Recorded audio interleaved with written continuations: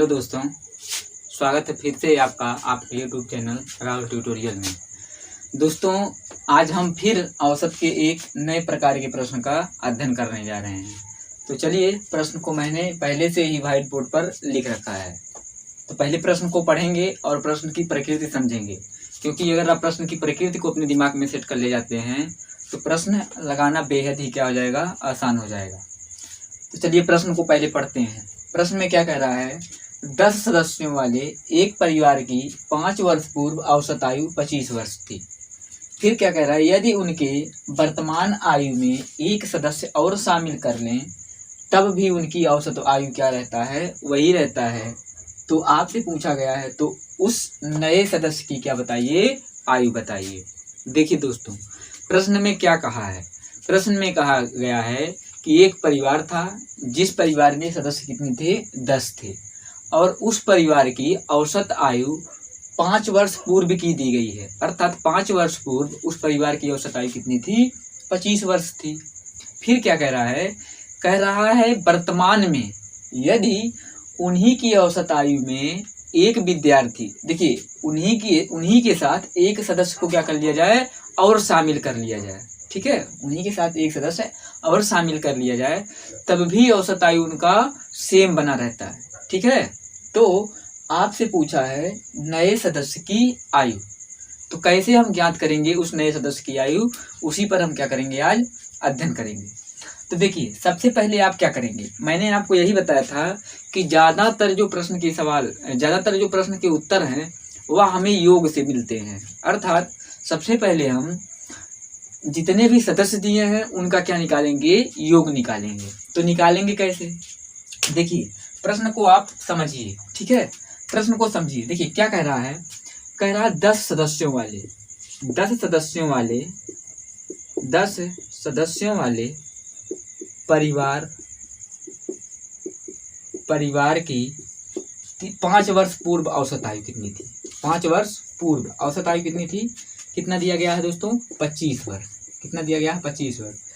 अर्थात यह जो 25 वर्ष उस परिवार की औसत आयु दिया गया है, यह वर्तमान की नहीं है बल्कि किसकी है, 5 वर्ष पूर्व की है। तो वर्तमान में देखिए, वर्तमान में उस परिवार की औसत आयु कैसे निकालेंगे, औसत आयु। तो देखिए ध्यान दीजिए, क्या कह रहा है कि जो यह 25 वर्ष औसत आयु दिया गया है यह कब का है, 5 वर्ष पूर्व का है। तो ध्यान दीजिए, अगर हम वर्तमान की औसत आयु निकालेंगे तो वर्तमान की औसत आयु निकालने के लिए प्रत्येक सदस्य के, देखिए क्योंकि जब यह जो 25 वर्ष दिया गया है यह 5 वर्ष पूर्व दिया गया है, और अगर हम आज का निकालेंगे तो यानी हर एक सदस्य की आयु में 5-5 वर्ष क्या करना पड़ेगा, जोड़ना पड़ेगा।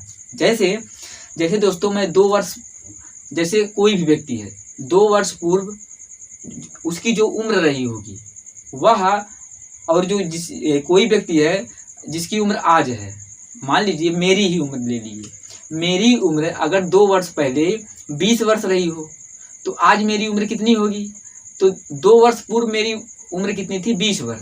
तो आज जब मेरी आयु निकाली जाएगी तो 2 वर्ष वही क्या किया जाएगा, ऐड किया जाएगा, तभी तो मेरी उम्र आज कितनी होगी, 22 वर्ष। ठीक इसी प्रकार इस प्रश्न में भी है, इन सभी सदस्यों की जो औसत आयु दिया गया वह 25 वर्ष दिया गया है, लेकिन कब का दिया गया है, 5 वर्ष पूर्व का। तो यदि हम वर्तमान में उस परिवार की औसत आयु निकालेंगे तो उनकी औसत आयु निकालने के लिए क्या करेंगे, प्रत्येक व्यक्ति के उम्र में 5-5 साल क्या करेंगे, ऐड करेंगे। 5 साल क्यों हम ऐड कर रहे हैं, क्योंकि यह 5 वर्ष पूर्व है, तो वर्तमान निकालने के लिए वह 5 वर्ष हमें क्या करना पड़ेगा, ऐड करना पड़ेगा। तो देखिए, जब मैं औसत प्रारंभ किया था तभी मैंने आपको बताया था कि जब कमी या बढ़ोतरी प्रत्येक व्यक्ति के साथ एक जैसा हो, फिर से सुनिए, जब बढ़ोतरी या कमी प्रत्येक व्यक्ति के साथ एक समान हो तो वही बढ़ोतरी या कमी हम उसकी औसत में भी कर देते हैं। तो ध्यान दीजिए, अगर हम वर्तमान में उस परिवार की औसत आयु निकाल रहे हैं तो आप जानते हैं प्रत्येक की उम्र में कितना जोड़ना पड़ेगा, 5-5 वर्ष। तो क्योंकि प्रत्येक के उम्र में 5-5 वर्ष की वृद्धि हो रही है, अर्थात समान वृद्धि हो रही है, और जब वृद्धि समान होती है तो वही जो समान वृद्धि हो रही होती है, वही वृद्धि उसकी औसत आयु में भी क्या कर दिया जाता है, जोड़ दिया जाता है या कम कर दिया जाता है। तो देखिए, वर्तमान निकालने के लिए जो 5 वर्ष पहले था, वही 5 वर्ष प्रत्येक व्यक्ति की उम्र में जोड़ा जा रहा है। तो सभी के साथ समान घटनाएं घट रही हैं, तो उनकी औसत में भी वही घटना क्या हो जाएगी, घट जाएगी। तो 25 और 5 कितना हो जाएगा, 30 वर्ष हो जाएगा। अर्थात वह परिवार जिसमें 10 सदस्य थे, जिनकी औसत आयु 5 वर्ष पूर्व कितनी थी, 25 वर्ष थी, उसी परिवार की वर्तमान में औसत आयु कितना है, 30 वर्ष है। 30 वर्ष क्यों आया, क्योंकि प्रत्येक व्यक्ति के, यही कॉन्सेप्ट आपको याद करना है, क्योंकि प्रत्येक व्यक्ति की उम्र को 5-5 करके क्या करना पड़ेगा, जोड़ के वर्तमान में लाना पड़ेगा। तो जब समान घटना सभी में घट रहा है, तो वही समान घटना हम उसके औसत में भी घटा देते हैं। तो अब यह दोस्तों हमें क्या निकल गया, उस परिवार की वर्तमान औसत आयु। तो देखिए, अब उस परिवार में कितने सदस्य थे, 10 सदस्य थे। तो परिवार ऐसे लिखेंगे, परिवार के सदस्यों का योग, परिवार के सदस्यों के आयु का योग, आयु का योग। आयु का योग निकालने के लिए क्या करेंगे, योग बराबर क्या होता है, औसत गुणे उनकी संख्या। तो देखिए, हम वर्तमान में निकाल रहे हैं इनका, क्योंकि वर्तमान में ही हम क्यों निकाल रहे हैं, क्योंकि जो जिस व्यक्ति को शामिल किया गया है वह उनकी वर्तमान आयु में शामिल हुआ है, ठीक है। तो उनका हम वर्तमान आयु का योग निकालेंगे। तो योग निकालने के लिए औसत कितना है, 30, और उनकी संख्या कितनी दोस्तों, 10, क्योंकि उस परिवार में सदस्य कितने हैं, 10 हैं। तो 30 का 10 से जब गुणा करते हैं तो आंसर आता है कितना, 300 वर्ष, ठीक है। तो यह निकल गया पहले परिवार, अर्थात जिसमें 10 सदस्य थे। अब देखिए, कह रहा है जब उनके वर्तमान आयु में एक सदस्य क्या कर दिया जाता है, और शामिल कर दिया जाता है। अर्थात अब सदस्यों की संख्या पहले कितना था, 10, अब सदस्यों की संख्या कितनी हो गई, 10 + 1 बराबर कितना हो गया, 11। तो 11 सदस्यों, देखिए 11 सदस्यों के आयु का योग। अब देखिए, कह रहा है जब एक सदस्य को शामिल तो किया गया, अर्थात उनकी संख्या बढ़ गई, लेकिन उनके आयु में, उनकी औसत आयु में कोई भी परिवर्तन नहीं हुआ, अर्थात उनका औसत आयु 30 ही बना रहा। तो अब हम 11 सदस्यों के आयु का क्या निकाल रहे हैं, योग निकाल रहे हैं। तो 11 सदस्यों के आयु का योग निकालने के लिए औसत गुणे उनकी संख्या। अब देखिए, यहाँ पर 10 सदस्य थे, लेकिन यहाँ पर एक सदस्य बढ़ तो जा रहा है, लेकिन उसके औसत में कोई परिवर्तन नहीं हो रहा है। तो देखिए, 30 में जब 11 से गुणा करेंगे तो जानते हैं 11 तिया 33, और इसमें बढ़ जाएगा क्या, एक 0, अर्थात इसमें आया 330 वर्ष, ठीक है। अब ध्यान दीजिए, मैं इसको यहाँ पर समझा दे रहा हूँ। देखिए, अब क्या करना है, हमें उसी सदस्य की आयु ज्ञात करना है जो सदस्य वर्तमान के, उनकी वर्तमान आयु में क्या हुआ था, शामिल हुआ था। तो देखिए, जब वर्तमान की बात की जा रही थी, तो वर्तमान में 10 सदस्य थे, और 10 सदस्यों के आयु का कुल योग कितना था, 300 वर्ष था। लेकिन उनकी वर्तमान आयु में जब एक सदस्य जोड़ा गया, 11 सदस्य हो गए, तो वह एक सदस्य जो जुड़ा, उस एक सदस्य के जुड़ने के कारण ही उनका योग कितना आ गया, 330 वर्ष आ गया। अर्थात पहले 300 था, लेकिन जो जुड़ गया उसके जुड़ने मात्र से ही 30 वर्ष की बढ़ोतरी आ गई।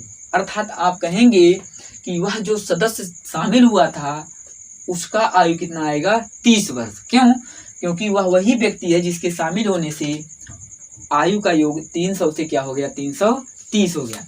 तो लिख लेंगे, आप क्या लिखेंगे, नए व्यक्ति या सदस्य, नए व्यक्ति या सदस्य की आयु। तो इनकी आयु निकालने के लिए क्या करेंगे, जो पहले देखिए बाद में कितना था, 330, जिसमें 11 सदस्य थे, और पहले कितने थे, 10 सदस्य थे।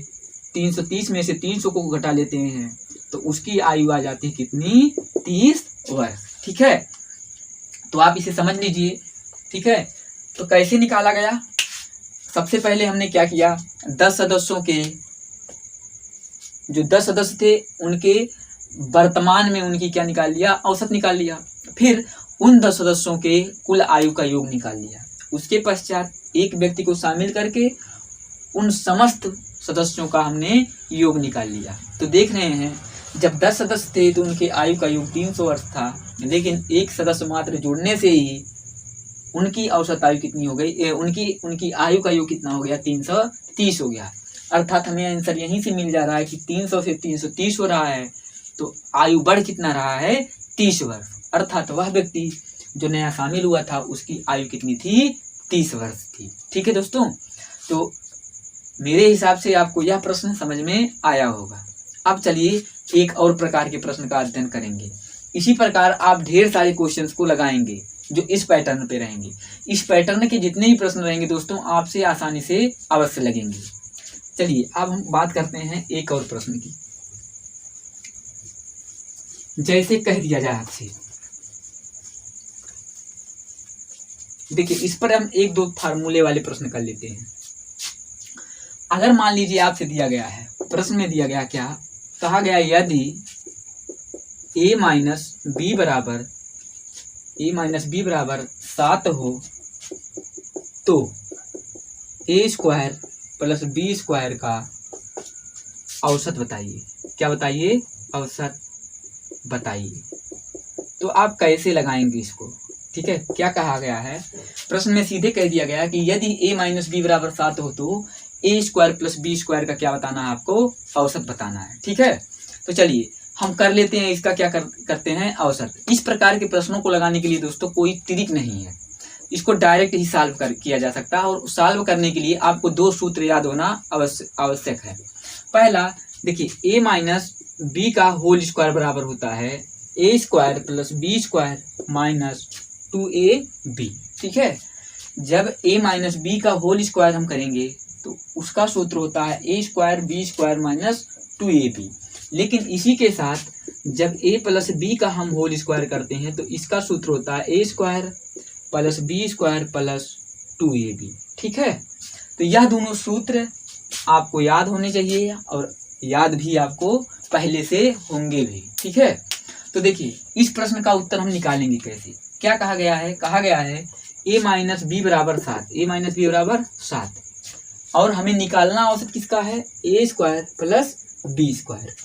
ठीक है, तो देखिए सबसे पहले दोस्तों हम क्या करते हैं, इसका दोनों तरफ वर्ग कर देते हैं। ठीक है, इसका दोनों तरफ हमने क्या कर दिया, वर्ग कर दिया।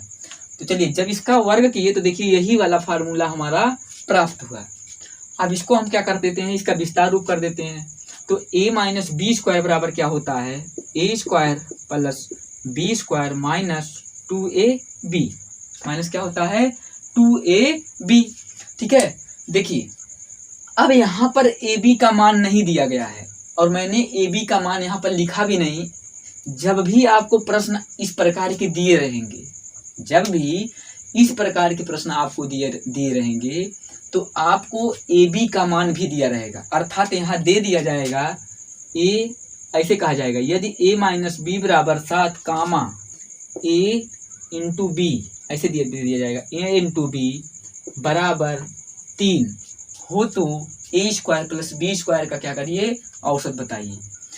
तो देखिए इसको हम दोनों तरफ को सबसे पहले क्या कर दिए, वर्ग कर दिए। वर्ग करने के पश्चात आप देख रहे हैं a माइनस बी स्क्वायर यही प्राप्त हुआ जो मैंने आपको सूत्र में बताया। तो इसको हमने विस्तृत किया तो a square plus B square minus 2ab प्राप्त हुआ। ठीक है, अब देखिए इधर 7 का स्क्वायर होता है और 7 का स्क्वायर कितना होता है 49। ठीक है, अब देखिए a स्क्वायर, ठीक है, ध्यान दीजिए a स्क्वायर यहाँ पर दिया गया है, देखिए प्लस बी स्क्वायर। ठीक है, माइनस क्या दिया गया है, माइनस। अब देखिए 2ab यहाँ पर 2 गुणे ab का मान पहले से ही दिया गया है। ab का मान कितना दिया गया है 3, तो इसमें हम गुणा कर देते हैं किससे, 3 से। इसमें हम किससे गुणा कर देते हैं, 3 से गुणा कर देते हैं। ठीक है, अब देखिए बराबर कितना होता है 49, इतना आपको प्राप्त हो गया। ठीक है, यानी a square plus B square minus, देखिए 2 गुणे, अब देखिए a square plus B square, अब माइनस, अब 2 में जब हम 3 से गुणा करेंगे तो कितना प्राप्त होगा 6, और बराबर यहाँ कितना प्राप्त हुआ आपको 49। यहाँ पर क्या प्राप्त हुआ 49 प्राप्त हुआ। ठीक है, ध्यान दीजिए a square plus B square, अब जो यह 6 इधर माइनस में है जब बराबर के इधर में जाएगा तो किस में हो जाएगा, प्लस में हो जाएगा। और 49 और 6 कितना हो जाएंगे 55। 49 और 6 कितना हो जाएगा 55 आ गया। ठीक है, देखिए हमें मिल गया क्या, ए स्क्वायर प्लस बी स्क्वायर का क्या योग, क्या मिल गया योग। ठीक है, अब देखिए लेकिन दोस्तों यह जो 55 है यह हमारा आंसर नहीं हुआ, यह हमारा आंसर नहीं हुआ। ठीक है, अब देखिए औसत निकालने के लिए आप क्या करेंगे, औसत बराबर क्या होता है पदों का योग, पदों का योग, और बटे क्या होता है पदों की संख्या, पदों की संख्या। तो ध्यान दीजिए पद हमारे क्या थे ए स्क्वायर प्लस बी स्क्वायर, हमारा पद क्या था ए स्क्वायर प्लस बी स्क्वायर, और उसका योग निकालने पर हमें कितना प्राप्त हुआ है 55 प्राप्त हुआ है। देखिए मैंने आपको बताया कि जो ए स्क्वायर प्लस बी स्क्वायर का जो योग है वह कितना प्राप्त हुआ है 55 प्राप्त हुआ है। तो पदों का योग कितना, देखिए ए स्क्वायर प्लस बी स्क्वायर और बटे संख्या, इनकी संख्या कितनी है, इनकी संख्या देखिए 2 है, क्योंकि 1 और ए 2, इनकी संख्या कितनी है 2 है, अर्थात हमें इसमें भाग कितने से देना है 2 से देना है। तो देखिए अब यहाँ ए स्क्वायर प्लस बी स्क्वायर के स्थान पर क्या रखा जा सकता है, यहाँ ए स्क्वायर प्लस बी स्क्वायर के स्थान पर रखा क्या जा सकता है 55। तो 55 में जब हम 2 से भाग देते हैं तो आंसर कितना प्राप्त होता है, 2 दूनी 4, 15 हो गया, 2 सत्ते 14 और 2 पंचे 10, अर्थात आपको आंसर प्राप्त होता है क्या 27.5। ठीक है, इस प्रकार के प्रश्न को करने के लिए सबसे पहले क्या करेंगे, देखिए दिया रहेगा a माइनस बी बराबर 7 कामा ए गुणे बी बराबर 3 हो तो ए स्क्वायर प्लस बी स्क्वायर का क्या बताइए औसत बताइए। ठीक है, तो औसत बराबर क्या होता है पदों का योग बटे पदों की संख्या। पदों का योग निकालने के लिए दोस्तों हम दोनों तरफ क्या कर देते हैं स्क्वायर कर देते हैं, दोनों तरफ क्या कर देंगे स्क्वायर कर देंगे। तो a माइनस बी का देखिए जब इधर भी स्क्वायर करते हैं और इधर भी स्क्वायर करते हैं तो a माइनस बी इसी सूत्र के अनुसार क्या हो जाता है खुल जाता है, और यहाँ से हमें ए स्क्वायर प्लस बी स्क्वायर का मान पता हो जाता है, और यह जो मान प्राप्त होता है वह दोनों पदों का क्या होता है योग होता है। जब पदों का योग पता हो गया तो पदों की संख्या कितनी है 1 पद और एक कितना 2 पद, तो पदों के योग में पदों की संख्या से भाग दे देते हैं तो हमें आसानी से उसका उत्तर मिल जाता है। चलिए इसी पर आधारित एक प्रश्न हम और फटाक से देख लेते हैं। देखिए आपसे कहा क्या जाएगा, इसी तरीके से हम देख लेते हैं। देखिए कहा जाएगा यदि x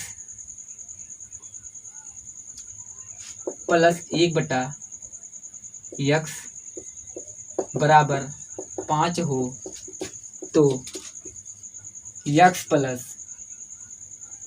x square plus 1/x square का क्या बताइए औसत बताइए। वही सेम मैंने थोड़ा सा चेंज किया इसमें ताकि आपको बेहतर समझ में आ जाए, औसत बताइए। वही चीज वही प्रक्रिया हम दोस्तों करेंगे। हमारा सूत्र क्या है a माइनस बी का होल स्क्वायर बराबर A square plus B square plus 2ab। ठीक है, सॉरी यहाँ पर माइनस है तो यहाँ पर माइनस रहेगा। देखिए हमेशा जब माइनस रहेगा और प्लस रहेगा हमेशा प्लस और माइनस का परिवर्तन उसके 2ab के साथ ही होता है। ठीक है, चलिए इसी पर हम खोल लेते हैं। देखिए 1 मिनट दोस्तों, ये माइनस रहेगा, x माइनस 1/x बराबर कितना दिया गया है 5 दिया गया है, तो पूछा क्या गया है आपसे x square plus 1/x square का औसत। तो चलिए क्या दिया गया है x माइनस 1/x बराबर क्या दिया गया है 5। वही प्रक्रिया करते हैं हम, दोनों तरफ क्या कर देते हैं वर्ग कर देते हैं। चलिए वर्ग कर देंगे इसका और इसका। ठीक है, अब देखिए हमारे इसी सूत्र पर, क्योंकि देखिए a और a अब यह बटे के रूप में दिया गया लेकिन इसे a मानेंगे और इसे क्या मानेंगे b मानेंगे, तो a माइनस बी का होल स्क्वायर बराबर क्या होता है a square plus B square minus 2ab। चलिए खोलते हैं, तो a स्क्वायर क्या है यानी x square plus B square क्या है, यहाँ b के स्थान पे क्या है 1/x, अर्थात 1/x का हम क्या करेंगे स्क्वायर करेंगे। तो आप जानते हैं 1 का स्क्वायर 1 ही होता है, लेकिन x का स्क्वायर क्या हो जाएगा x स्क्वायर, अर्थात इसका मान आएगा 1/x स्क्वायर। ठीक है, अब देखिए माइनस क्या कहा गया है 2a का मान क्या है x गुणे b का मतलब क्या है 1/x बराबर, अब देखिए यहाँ पर जब 5 का स्क्वायर करेंगे तो 5 का स्क्वायर करने के पश्चात कितना आता है, 25 आता है। ठीक है, ध्यान दीजिए, एक्स स्क्वायर प्लस 1/x²। अब देखिए x से x क्या हो जाएगा, कट जाएगा, और जो यह -2 है यह बराबर के जब इधर आएगा तो क्या हो जाएगा, प्लस हो जाएगा। अर्थात देखिए बराबर 25 प्लस 2 कितना हो जाएगा, 27। अर्थात हमें प्राप्त हुआ क्या, हमें प्राप्त हुआ x² प्लस 1/x² बराबर क्या है, 27। कैसे 27 मिला, क्योंकि यहाँ -2 था यह प्लस में था, जब बराबर की इधर आएगा किस में हो जाएगा, प्लस में हो जाएगा। आया कि नहीं आया, ध्यान दीजिए। अब यह हमें मिल गया क्या, पदों का योग। और औसत बराबर होता क्या है, औसत बराबर होता है पदों का योग, पदों का योग बटे पदों की संख्या, पदों का योग बटे पदों की संख्या।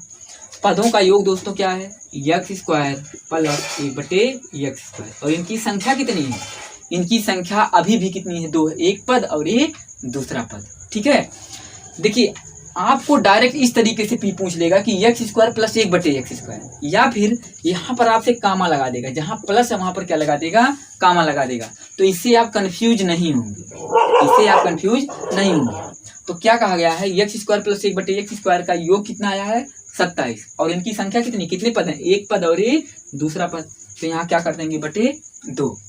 चाहे यहाँ पर x² प्लस 1/x² ही होता, कोई प्रॉब्लम आपको नहीं होती, क्योंकि पद तब भी कितने होते, 2 ही होते।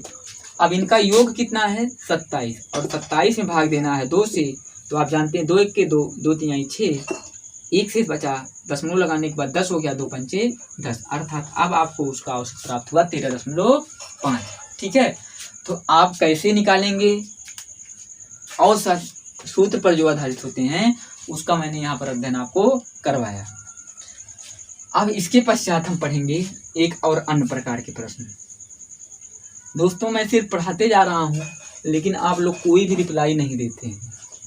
आपको प्रश्न समझ में आ रहे हैं, पढ़ाने का तरीका आपको समझ में आ रहा है कि नहीं आ रहा है, कम से कम इसको तो आप क्या करिए, कमेंट करके बता दिया करिए, क्योंकि जो कमियां रहेंगी उसको अगले वीडियो में तभी शुद्ध किया जा सकता है जब आप बताएंगे। चलिए, कहा जाए यदि एक कार एक स्थान से दूसरे स्थान, एक स्थान से दूसरे स्थान तक जाने में तक जाने के लिए 25 किलोमीटर प्रति हावर तथा आने के लिए 10 किलोमीटर प्रति हावर का समय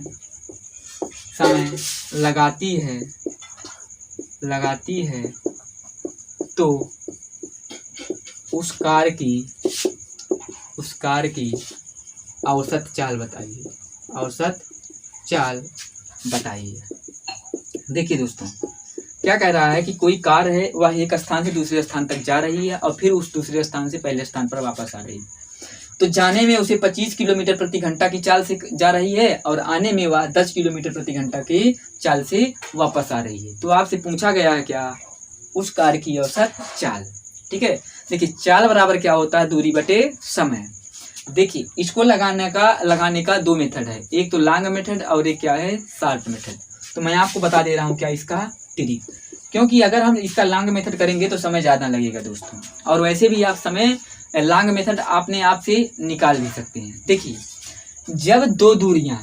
जब एक ही वस्तु के संदर्भ में 2 दूरियां दी रहेंगी तो उसका औसत चाल निकालने के लिए औसत चाल बराबर क्या होगा, 2xy बटे x प्लस वाई, 2xy बटे x प्लस वाई। ठीक है, अब देखिए यहाँ x का मतलब क्या है, पहली चाल, और y का मतलब क्या है, दूसरी चाल। देखिए जाने के लिए वह कितना चाल ले रहा है, 25 किलोमीटर प्रति घंटा, लेकिन आने के लिए वह कितना ले रहा है, 10 किलोमीटर प्रति घंटा। क्योंकि यहाँ पर सिर्फ 2 ही दूरियां दी गई हैं, इसलिए हम सिर्फ यहाँ पर 2 ही राशियां लेंगे। ठीक है, अभी हम जब 3 राशियां दी रहेंगी, 4 राशियां दी रहेंगी, उस प्रकार के प्रश्न का भी अध्ययन करेंगे। तो यहाँ पर 2 ही चाल दिए गए हैं, जाने का और आने का, और एक ही कार्य के संदर्भ में दिया गया है। यह प्रश्न और डीपली होता है, उसको अभी हम पढ़ेंगे। देखिए, तो यहाँ पर x और y क्या है, यानी पहला चाल और y दूसरा चाल। तो 2 गुणे x मतलब क्या 25, और गुणे y का मतलब क्या है 10, और x प्लस y मतलब क्या 25 प्लस 10। ठीक है, तो देखिए, चलिए हम इसको इधर कर लेते हैं, इसको इधर कर लेते हैं। 25 दूनी कितना होता है दोस्तों 50, 25 दूनी 50, और 50 दहा में 500। देखिए 25 दूनी 50, 50 दहा में 500 बटे 25 में जब 10 जोड़ेंगे तो कितना हो जाएगा 35 हो जाएगा। कितना हो जाएगा 35। अब हम इसको काट देते हैं। देखिए 5 सत्ते 35 और 5 एक के 5, 0 हो जाएगा। ठीक है, अब इसको 7 से काटते हैं। देखिए 7 एक के 7, 7 एक के 7, यहाँ 3 बचा 30 हो गया, 7 चौक 28, फिर 2 बचा, दशमलव लगाने के बाद 0 हो गया, 7 दूनी 14, 7 दूनी 14, फिर 6 बचा, दशमलव लगेगा 60 हो जाएगा, 7 अठे 56। अर्थात उसका चाल जो उसकी जो औसत चाल आई कार्य की वह आई 14.28 किलोमीटर प्रति आवर। आशा करता हूँ आपको समझ में आया हो। ठीक है दोस्तों, तो देखिए वीडियो काफ़ी लंबा हो जाएगा, तो बस आज के लिए यहीं तक। धन्यवाद।